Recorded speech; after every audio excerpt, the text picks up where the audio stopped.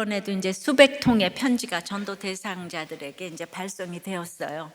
요즘은 이제 손편지가 실종이 되면서 이제 이렇게 추억의 박물관에 들어갈 지경이 됐는데, 그래도 이제 추억의 손편지를 이렇게 많이 전달해 드렸습니다. 그리고 우리 역시 누군가의 편지로, 누군가의 눈물로 이 자리에 지금 앉아 있습니다.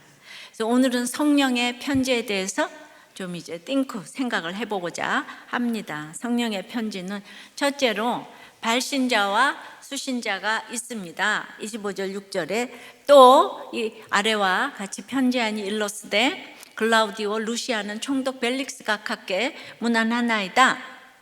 이제 바울을 죽이기 전에는 아무것도 먹지 않기로 맹세한 40명의 암살단으로 인해 바울은 성령의 지금 완벽한 준비로 지금 예루살렘에서 가이사랴로 호송하는 가운데 있습니다.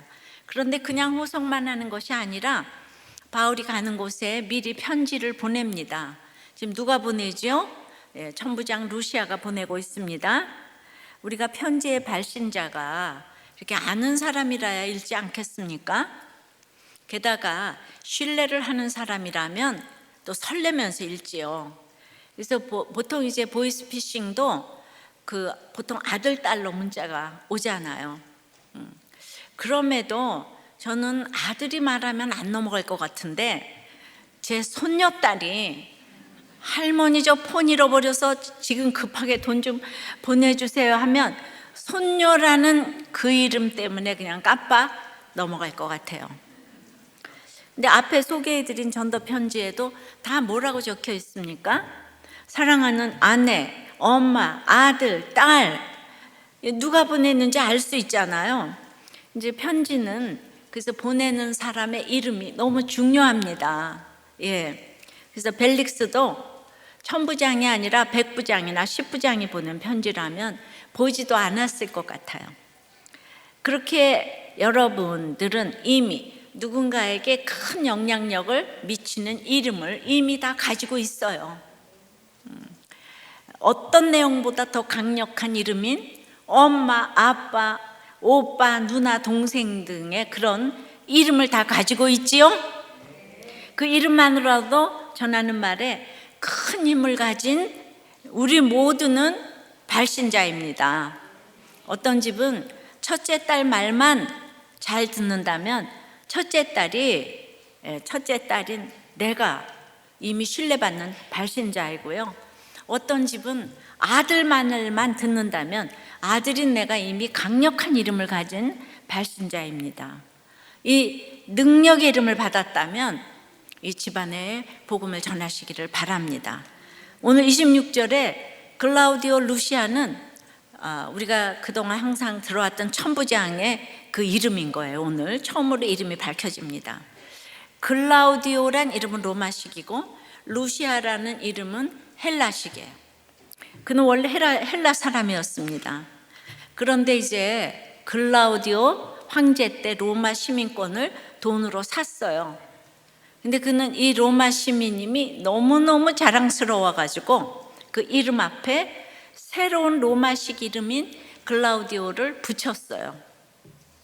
자, 그렇다면 우리 역시도 천국 시민권을 이제 받았다면 우리를 소개하는 새로운 이름을 붙여야 하지 않겠습니까? 그러면 어떤 이름을 붙여야 합니까? 나는 죄패로 인해 예수를 만나고 천국 시민권을 받았어. 이런 죄패를 몰랐다면, 이런 환경이 없었다면 예수도 못 만났고 천국 시민권을 은혜로 받지도 못했을 거야. 바로 그런 이름을 붙여야 하는 것이에요. 그렇다면 우리는 천국 나라의 발신자로 천국 시민권자임을 보여줄 수 있는 그 이름을 가지고 성령의 편지를 보낼 수 있는 것입니다. 자, 그러면은 여러분은 여러분 이름 앞에 그 성도라고 붙이는 이름이 너무 자랑스러우세요?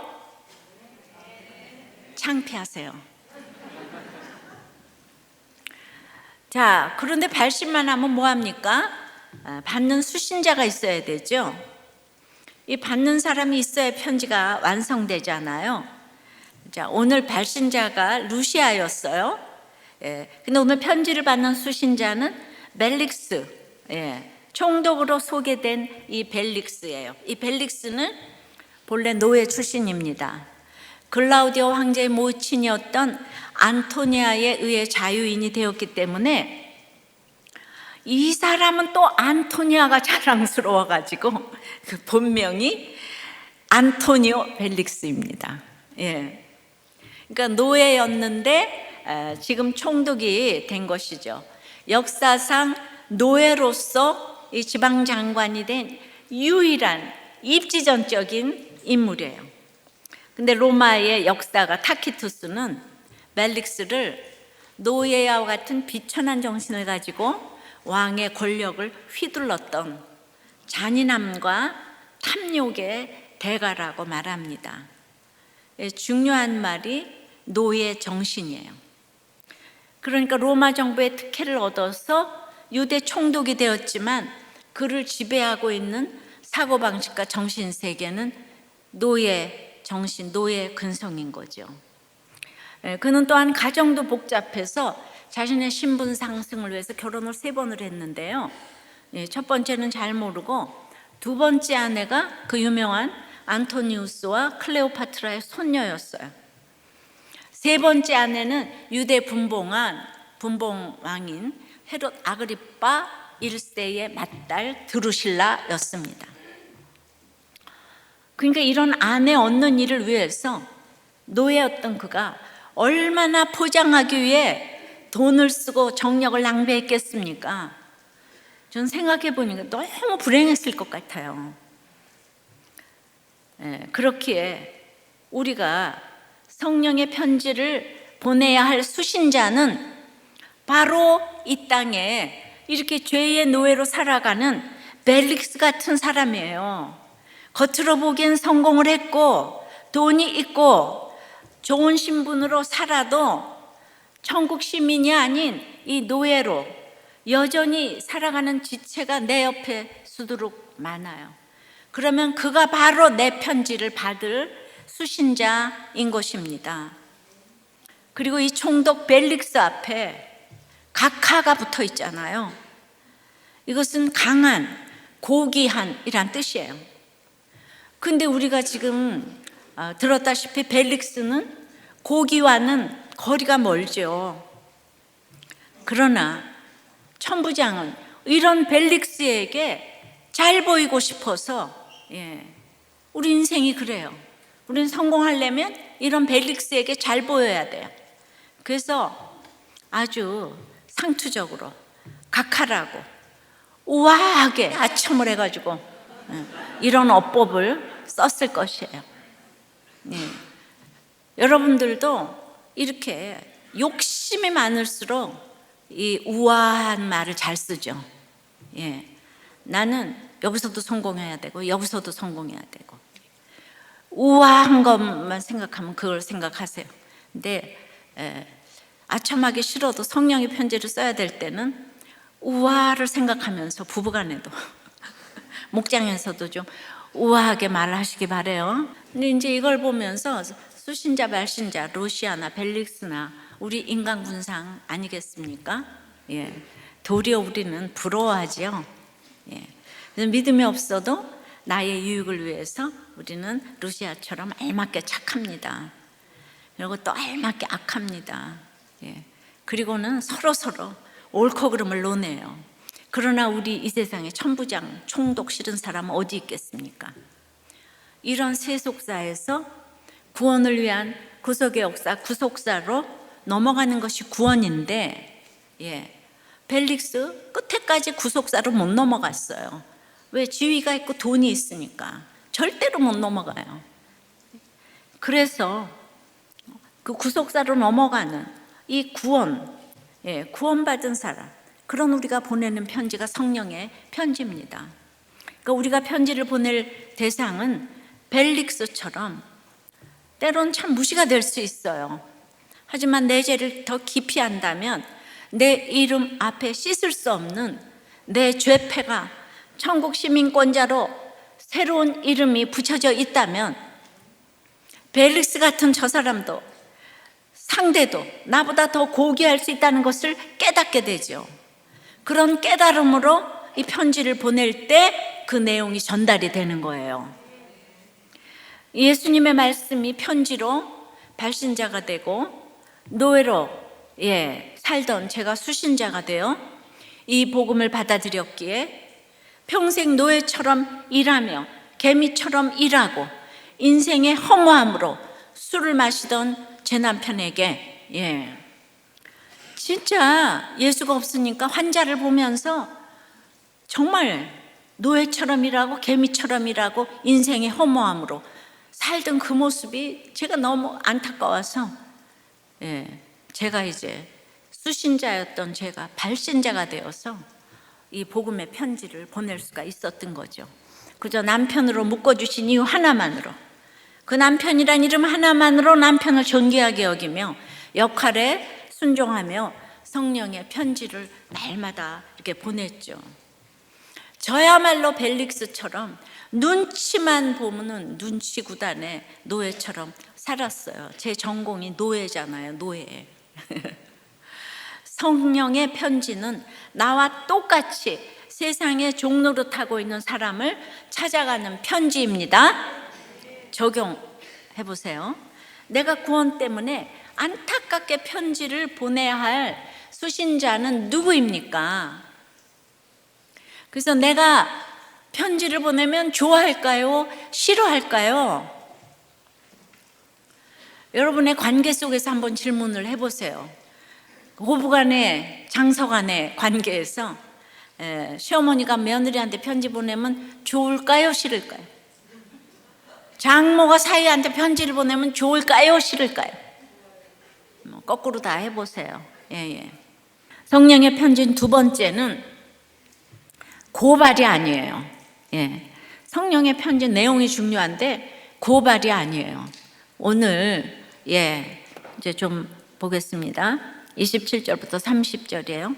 이 사람이 유대인들에게 잡혀 죽게 된 것을 내가 로마 사람인 줄 들어 알고 군대를 거느리고 가서 구원하여다가 유대인들이 무슨 일로 그를 고발하는지 알고자 하여 그들의 공회로 데리고 내려갔더니 고발하는 것이 그들의 율법 문제에 관한 것뿐이요 한 가지도 죽이거나 결박할 사유가 없음을 발견하였나이다.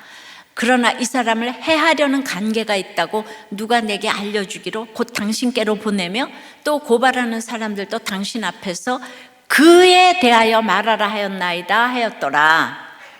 고발이 아니고 그에 대하여 말하는 거예요. 그의 무죄에 대해서. 27절부터 천부장이 왜 이 바울을 당신에게 보내는지 그 내용이 지금 적혀 있어요. 그런데 이 천부장의 편지 내용은 살짝 진상을 자기에게 유리하게 보고를 하는 거예요.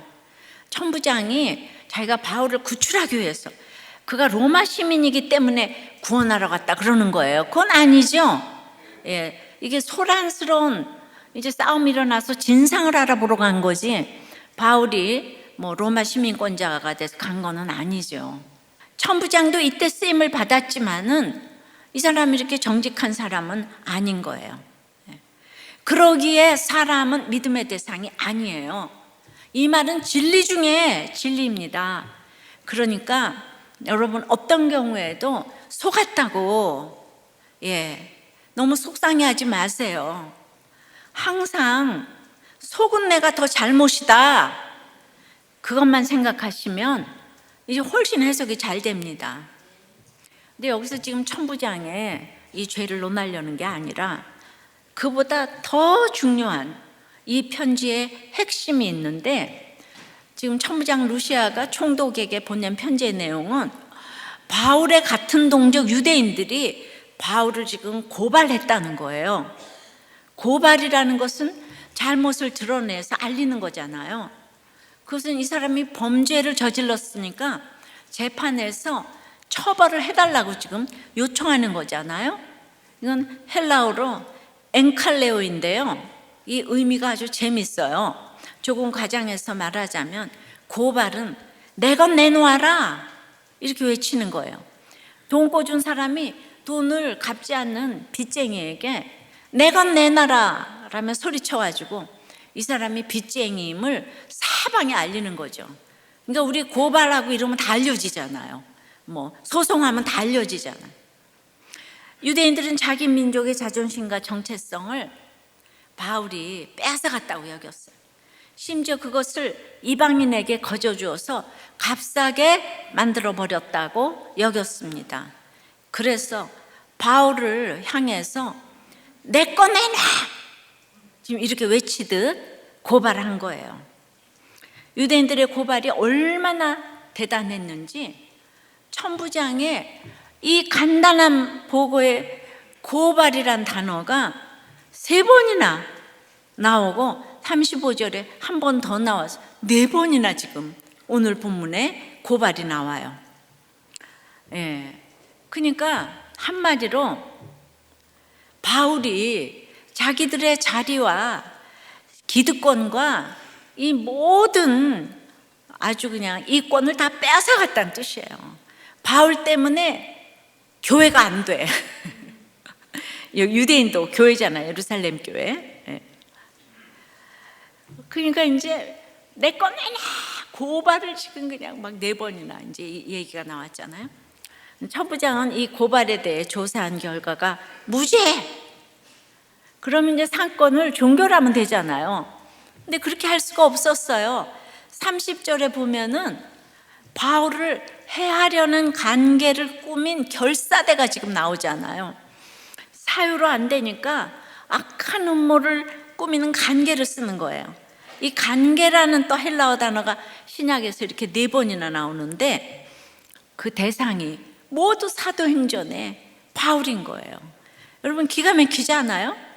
둘째 가라면 서러울 만큼 가장 열심히 전도한 사도인데 사람들의 관계를 혼자 다 받는 듯한 이 고난을 당한 거예요. 어쨌든 이 소동의 진상을 밝히기 위해서 공회도 소집하고 증언도 찾고 증인도 찾고 증거도 모으고 아무리 조사를 해봐도 뭐예요? 그가 무죄라는 거예요. 그러니까 벨릭스 총독 각하 내가 보내는 이 죄수 바울은 무죄예요. 이것이 편지를 보내는 목적입니다. 천부장이 자신을 약간 생색을 내면서 어필하긴 했지만은 이 편지는 자신의 업적을 보고하기 위해 벨릭스에게 보내는 편지가 아니라 오늘 30절에 그에 대하여 말하고자 함. 그는 바울이죠. 바울이 무죄라는 것을 말하기 위함이 이 편지 내용의 핵심이라는 거예요. 오늘 그의 고발하는 게 아니라 그에 대하여 무죄라는 것을 밝히는 거, 이게 성령의 편지예요.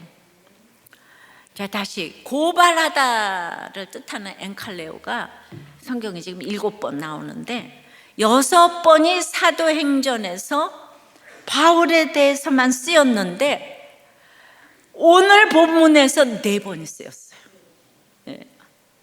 지금 그거는 그만큼 유대인들이 절박하다는 거예요.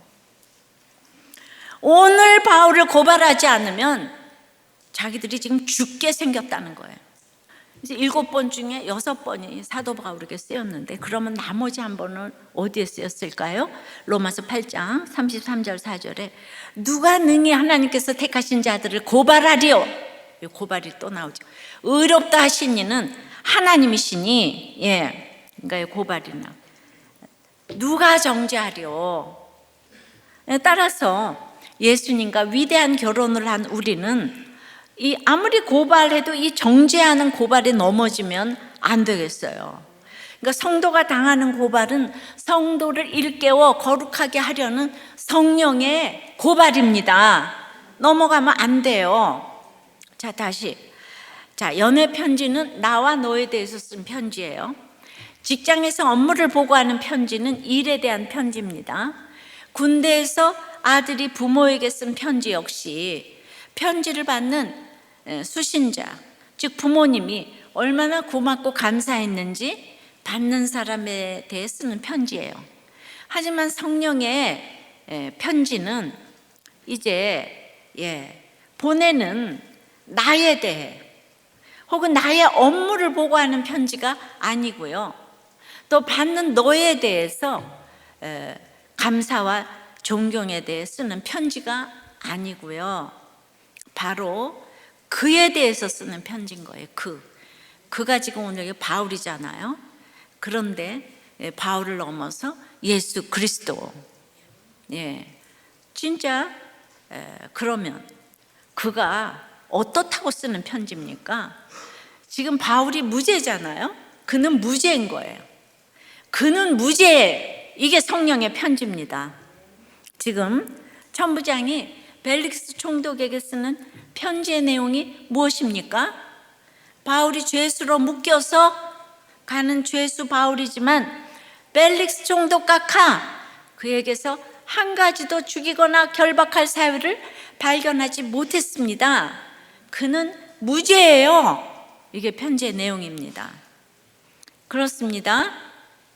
가장 극악무도한 죄인만 달려 죽는 십자가, 하나님께 저주받은 자만 달려 죽는 그 십자가에 매달리신 예수님께서는 무죄입니다. 근데 그가 무죄인데 그렇다면 왜 이렇게 끔찍한 죽음을 당했나요? 바로 내가 죄인이기 때문에.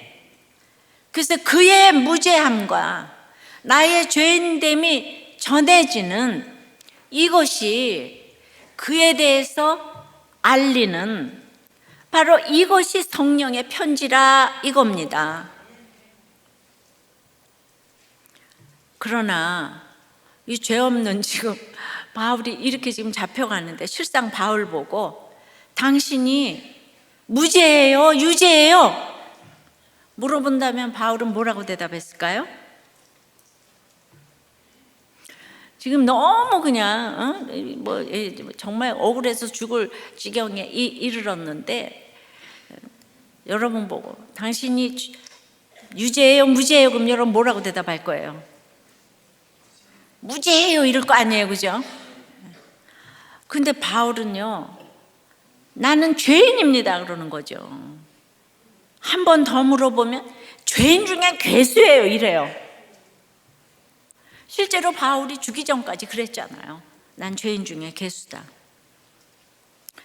그러나 하나님께서 자신을 이렇게 끝까지 죄인이라고 여기는 바울을 지금 로마 법정을 통해 그가 무죄라 선언을 해주십니다. 잘 들으세요. 그러면 이 성경의 얘기를 어떻게 우리에게 적용을 해야 할까요? 우리는 오늘 그를 고발하는 게 아니고 그가 무죄임을 알려야 돼요. 누구요? 바울, 예수님이요. 그럼 예수님은 누구죠? 이 소자에게, 형편없어 보이는 이 소자에게 냉수 한 그릇 대접하는 자가 바로 예수님께 하는 거라 그랬잖아요. 마찬가지로 내 인생을 망친 것 같은 그 사람, 나를 속이고 배신한 그 사람은 나의 죄를 알게 하기 위해서 수고한 그이기 때문에 그는 무죄인 거예요. 내가 죄인임을 적어 내려가는 것이 바로 성령의 편지입니다. 바울은 이 땅에서 가장 믿음이 좋기 때문에 죽기까지 죄인이라고 외치고 늘 다른 사람은 무죄라고 하니까 바로 이것이 성령의 편지입니다. 적용해 보세요. 그러니까 지금 내게 온 사건 속에서, 이 기가 막힌 사건 속에서 내가 무죄라고 외칩니까? 원수 같은 그가 무죄라고 외칩니까? 자, 성령의 편지 이제 세 번째는 호송을 잘해야 합니다. 택배를 잘해야 되는 거죠. 호송을 잘해야 돼요. 전달할 전략이 필요합니다. 31절부터 5절까지예요. 보병이 명을 받은 대로 밤에 바울을 데리고 안디바드리에 이르러 이튿날 기병으로 바울을 호송하게 하고 영내로 돌아가니라. 그들이 가이사랴에 들어가서 편지를 총독에게 드리고 바울을 그 앞에 세우니 총독이 읽고 바울더러 어느 영지 사람이냐 물어 길리기아 사람인 줄 알고 이르되 너를 고발하는 사람들이 오거든 네 말을 들으리라 하고 헤롯궁에 그를 지키라 명하니라. 우리 모두는 성령의 편지입니다. 발신자는 예수님이시고 수신자는 내 주변의 불신자들이에요.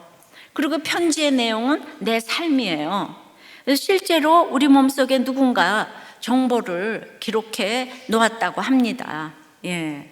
이게 이제 게놈이라고 들어보셨죠? 예, 게놈은 생물이 담고 있는 유전자의 전체 염기 서열을 말하며 DNA로 암호화되어 있는 유전자의 총량을 뜻하는데, 유전자는 아데닌, 티민, 사토신, 구아닌 등 4개의 염기로 구성되어 있고 대략 31억 개의 염기쌍으로 인간 게놈이 만들어져 있다고 합니다. 즉 무슨 말이냐면 우리 몸속에 지도가 있고 그 지도에 우리에 대한 정보가 기록되어 있다는 뜻이에요. 즉 누군가가 나에 대한 정보를 기록해 놨다는 것이죠. 그래서 그 기록이 내 자녀에게 이어져 내 자녀가 나를 닮는 것이에요. 진화론이 요즘 빛을 발휘하지 못하는 것이 내 모든 몸에 이 세포에 이 유전 암호 기록이 있는데, 이 기록은 어떤 지성을 가진 인격체가 기록을 했다는 거예요. 그래서 게놈 프로젝트, 유전자 전체 염기 서열을 연구하며 이게 밝혀지고 있는 결론이에요. 자, 쉽게 설명을 하면 내 존재 자체가 하나님께서 기록하신 편지라는 거예요. 그리고 우리의 영혼 역시 하나님을 닮은 편지라는 것이죠. 그러니까 내가 하나님의 편지인데, 그 어떤 경우에도, 그러니까 나는 죽지 않고 살아내는 거, 그리고 이 편지를 누군가에게 전달하는 거, 이게 사명이라는 것이에요. 그러니까 결혼을 해서 아무리 힘들어도 내가 하나님의 편지니까, 그리스도의 편지니까 그냥 살기만 해도, 죽지 않고 살기만 해도 우리는 이 성령의 편지예요. 그러니까 이 땅에서 제일 나쁜 것이 자살이에요. 기회가 없잖아요. 예, 그건 기회가 없잖아요. 그리고 정말 우리는 내가 그리스도의 편지인데 그리스도를 전해야 될 이 사명이 있는데 그렇게 이혼을 하고 이러면 안 돼요. 즉 바울 자체가 편지예요. 로마 황제에게 전달되어지는 편지인 거예요. 그러니까 사명이 있기 전까지 바울에게 죽음은 없어요. 그런데 이 바울을 어떻게 호송합니까? 아주 전략적으로 전달을 하는데 31절에 한낮이 아니라 이제 밤에 바울을 호송합니다. 즉 밤에 바울이라는 편지를 이제 배송하는 거예요. 왜죠? 40인의 암살단을 피하기 위해서예요. 그런데 밤에는 보병이 바울을 배송합니다. 왜냐하면 지금 바울이 있는 예루살렘은 굉장히 높은 곳이기 때문에 한참을 내려갔다가 이제 올라가면서, 그러기 때문에 거기는 그 말탄 기병이 가기가 힘든 길이에요. 그래서 이제 보병이 천천히 호위를 하는 거예요. 그렇게 올라가다가 해변길을 품고 있는 안디바드리를 만나는데, 이제 그 안디바드리에서부터 가이사랴까지는 길이 너무 좋아서 말탄 기병이 막 속도를 내면서 달릴 수가 있습니다. 이때부터는 기병이 이제 바울을 호송하며 속도를 내는 것이죠. 즉 이 얘기는 그 환경과 시간에 맞게 전략을 달리하며 바울을 호송하는 것이죠. 이처럼 우리가 편지를 보낼 때는 아주 이렇게 전략이 있어야 되고, 이제 기획이 중요해요. 때가 중요합니다. 십자가는 지혜고 지혜는 타이밍이에요. 그래서 어떤 때는 보병처럼 조심조심 이제 언덕을 내려가야 할 때가 있고, 어떤 때는 기병처럼 속도를 내서 달려가야 할 때도 있습니다. 그러니까 성령의 편지라고 무턱대고 받으라 하면은 안 됩니다. 인내할 때가 있고 외쳐야 할 때가 있으며 기다릴 때가 있고 속도를 낼 때가 있습니다. 이런 지혜는 그 환경과 상황을 알 때 생겨납니다. 로마 군인들도 지금의 상황과 예루살렘의 지형을 잘 알기 때문에 이런 전략을 지금 쓰잖아요.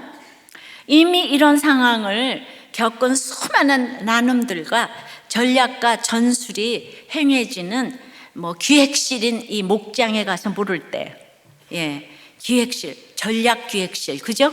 우리 목장이 전략 기획실에, 과거, 현재, 미래 전략 기획실에. 그래서 이제 우리는 목장에 가서 물을 때 우리는 호송을 잘할 수가 있어요. 배송, 택배를 잘할 수가 있어요. 이렇게 성령의 편지인 바울이 이제 총독이 있는 가이사랴에까지 전달이 되고 조금씩 로마에게로 전달되고 있는 것이죠. 그래서 이제 가이사랴에 들어가니까 벨릭스가 바울에게 묻습니다. 너 어디 사람이냐? 길리기아라는 도시가 자기 관할인지 아닌지 확인하기 위해서 묻는 거예요. 우리도 어느 목장 소속이에요? 어느 초원 소속이에요? 그거는 내가 할 때가 아니네. 이렇게 이제 질서에 우리가 또 역할에 순종해야 되잖아. 그리고 나서 바울을 헤롯궁에 둡니다. 그러니까 바울이라는 그리스도의 편지가 로마에 가서 복음을 전해야 되니까 아그리빠 왕 앞에 가서 조금씩 이제 전달해져 가는 거잖아요. 참으로 이 큐티인이 이렇게 지금 강에서 바다로 나가는 이런 일이 생길 줄은 정말 참 생각을 못했습니다. 헤롯은 우리가 잘 아는 헤롯 대왕이에요. 헤롯 대왕은 건축의 천재였는데 안드바드리도 헤롯에 의해서 그 성이 건축됐고, 헤롯도 아주 엄청 크고 이 화려한 궁을 지었는데 그 중에는 인공바다가 막 있는 거예요. 바다 속에 이렇게 헤롯궁을 지어놨는데 그 안에 또 인공바다를 만들어 놓고, 그곳에 이제 오늘 바울을 머물게 했는데, 지금 바울이 죄수가 아니기 때문에 감옥이 아닌 이 헤롯궁에 2년이나 머물게 하면서 평생을 쉬지 않고 달려온 바울에게 2년의 안식년을 가지게 하신 진짜 하나님의 놀라운 섭리인 것 같아요. 바울이 돈 가지고 여기서 쉬려면 쉴 수가 있어요? 470명을 호위해서 로마로 데리고 가는데 이 택배가 굉장히 고급 택배가 지금 이렇게 이제 가네요. 적용 질문이에요. 여러분은 성령의 편지를 호송하기 위해서 어떤 전략을 가져야 합니까? 보병처럼 걸어야 합니까? 기병처럼 달려야 합니까? 헤롯궁에서 잠깐 쉬어야 합니까? 이때를 내가 선택하는 것이 아니라 목장에 묻고 있습니까? 제가 이제 지난주에 정말 감동적인 편지를 받았어요. 안녕하세요, 목사님. 저는 몸이 너무 건강하지 못한 90세를 바라보는 친정엄마가 그냥 진짜 너무 아프세요. 근데 한 번만 우리들 교회 가보는 것이 소원이라는 이야기에 건강이 요즘 더 나빠지셔서 지지난주 수요일 판교로 모시고 왔는데, 엄마가 목사님 보고 싶다고 축도가 끝나기 전에 자기가 있는데도 막 뛰어나가셔서 목사님을 그냥 용감하게 만나고 사진까지 막 찍으셔서 제가 이제 기억을 좀 합니다. 그런데 그 찍은 사진을 교회 직원분이 저에게 전송도 해주셨대요. 목자님인지 누군지 모르겠는데 이분이 보시기에는 다 교회 직원분으로 이렇게.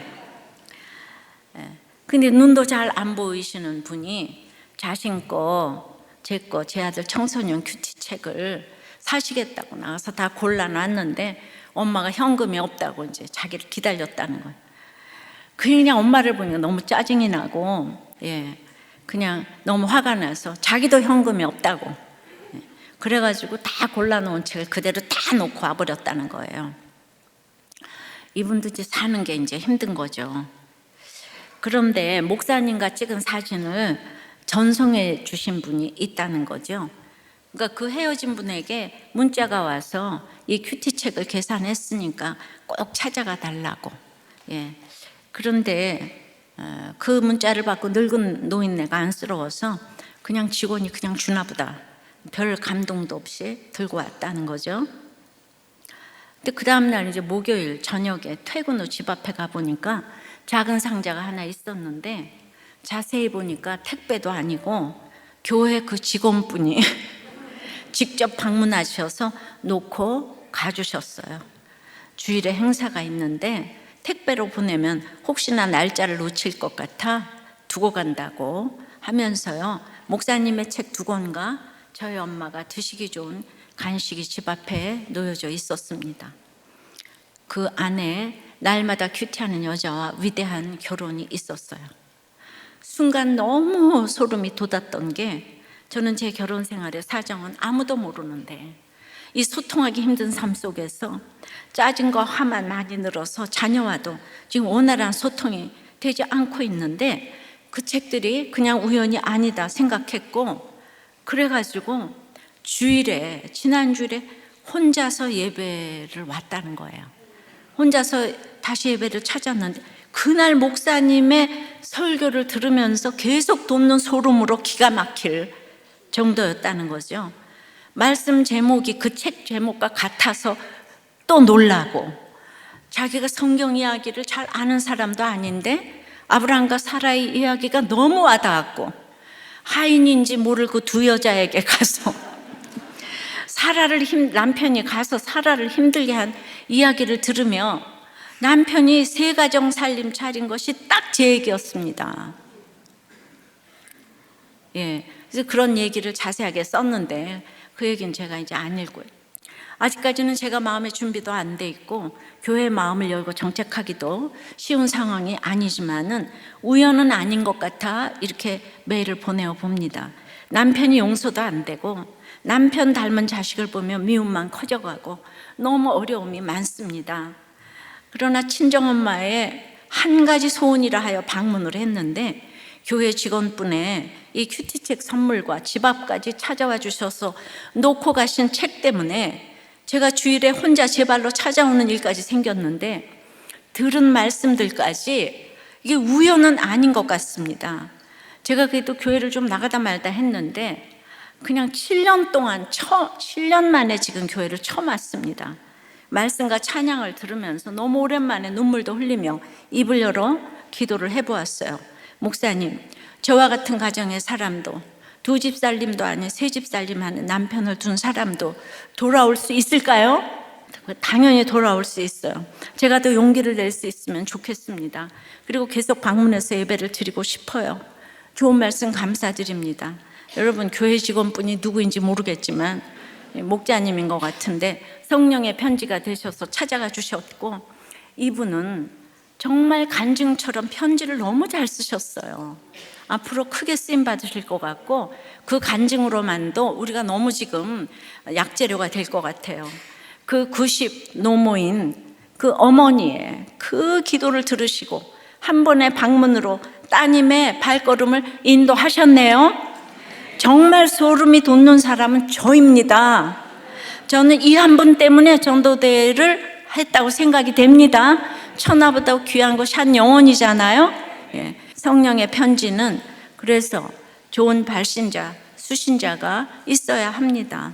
성령의 편지는 고발이 아니에요. 원수 같은 그에 대해서 무죄를 말하는 거예요. 나는 유죄고 당신은 무죄다. 그러려면은 호송을 잘해야 돼. 배송을 잘해야 돼.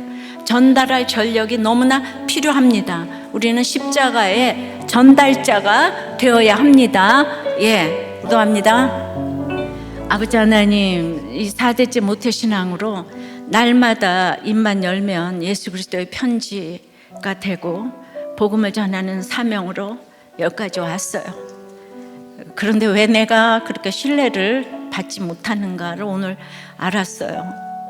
우리가 이제 루시아 총독의 그런 이제 왜곡을 하는 기회주의가 있고, 벨릭스 총독처럼 눈치를 보며 그렇게 정말 알맞게 착하고 알맞게 악한 이런 모든 것들 때문에 신뢰를 받지 못해서 좋은 발신자가 되지 못한다는 것을 알았습니다. 주님, 이 땅에서 예수를 믿는데 이런 모든 것들을 우리가 깨닫는다면 이렇게 날마다 나는 억울하다 이 얘기가 나올 수가 있겠습니까? 우리가 억울하다가 주제입니다. 집에 내 안에서도 억울하고, 부부간에도 억울하고, 집에서도 억울하고, 이제 목장에서도 억울하고, 진영간에 억울하고, 지역감정으로 억울하고. 아버지, 그것이 바로 내가 루시아를 좋아하고 벨릭스를 좋아하기 때문에 이제 나의 이 세속사가 구속사로 넘어가지를 않기 때문에, 주님 한 분만으로 만족하지 못하기 때문에 성령의 편지가 되지 못하는 것을 알았습니다. 주여 용서하여 주시옵소서. 누가 누가 그렇게 큐티책을 계산 안 하고 가는데 그것을 계산하고 그 집까지 찾아가서 그렇게 놓고 오라고 누가 말했습니까? 제가 강요했습니까? 이렇게 참으로 이름 없는 곳곳에 성령의 편지가 있습니다. 항상 그리스도의 편지로 잘 서 있고자 하지만은 날마다 그렇게 안 되는 것들이 많이 있는 것을 오늘도 이렇게 알려주셨는데, 십자가의 그 지혜와 타이밍을 이렇게 알지 못하기 때문에 날마다 사건이 오고 갑니다. 주님, 우리에게 일어난 어떤 사건이라 할지라도 오늘 내가 세상을 좋아하기 때문에 내가 그렇게 억울한 거 많은 것들을 하나님 앞에 고백하기를 원합니다. 우리는 성도기 때문에, 구원받았기 때문에 이 세상 어떤 사건도 억울한 게 없습니다. 나는 죄인이고 당신은 죄가 없다고, 당신은 무죄하다고 밝힐 때, 내가 이제 천국에서 눈을 뜰 때 주님이 나보고 무죄라고 해주실 그것을 믿음으로 바라보는 저희들 되게 도와주시옵소서. 하나님이 또 역사해 주실 줄을 믿지만은 그래도 우리가 할 일을 하며 성령의 편지가 곳곳에서 되어질 수 있도록 역사하여 주시옵소서. 전도대로 주님께 온전히 맡깁니다. 주여 역사하여 주시옵소서. 예수 그리스도 이름으로 기도드리옵나이다. 아멘.